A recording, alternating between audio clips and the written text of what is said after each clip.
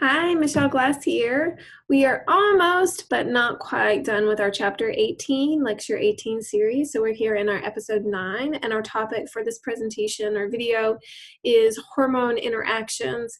You know, as we have been studying our hormones, we've been talking about them in isolation, like this hormone does this hormone does that.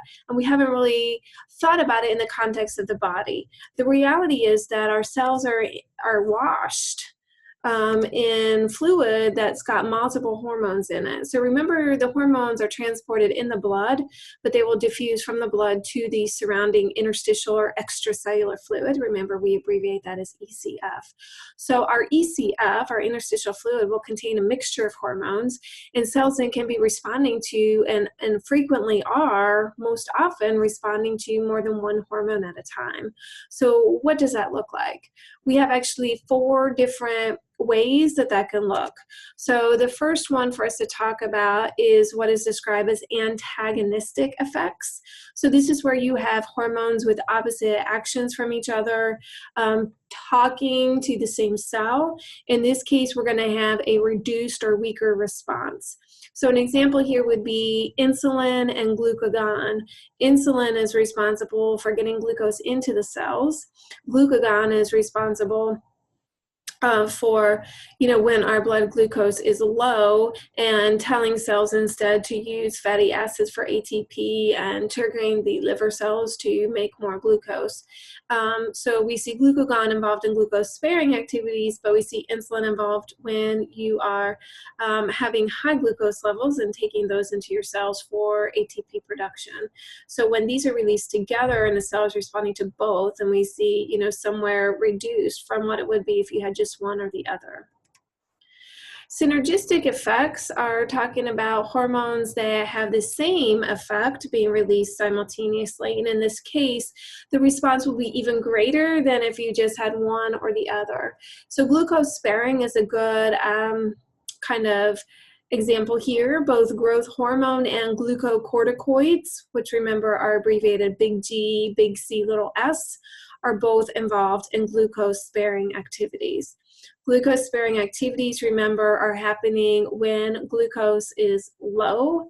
So you're not eating any food, you're not flooding your body with glucose. Instead, we want to, save that rare glucose for neural tissue, and everything else needs to use fatty acids to make ATP. So we're going to see the breakdown of our triglyceride molecule into fatty acids. Those fatty acids are flooding the bloodstream. Our cells are told to switch to burning fatty acids and save that glucose for the neural tissue. So by having both of these released at the same time, then we're going to see a greater response than if it was just one or the other. Permissive effects occur when one hormone is required in order for the other hormone to be able to work. So if you have one by itself, then the job will not function. So this example that's given here are the thyroid hormones. Remember, this is T3 and T4 are thyroxins, which are involved in increasing the metabolism of our cells.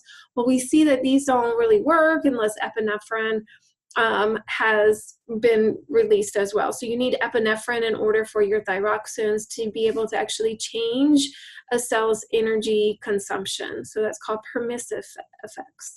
And the final is the integrative effects. And this is when you have two hormones released that have the same ultimate goal or purpose, but they're accomplishing that by different paths. So different paths leading to the same destination, right? So in this case, we've talked about this in AMP1 when we were looking at the regulation of calcium ion. We saw that calcitriol and parathyroid hormone together work to increase your blood calcium level, and they do this different ways. Calcitriol is telling the small intestine to, I'm not sure what happened with that, but okay. Calcitriol is telling our small intestine to increase the absorption of calcium ion from the diet, while your parathyroid hormone is talking to your bone and your kidney, telling your bone to, you know, release stored calcium, and telling your kidney to retain calcium, keep it in the body.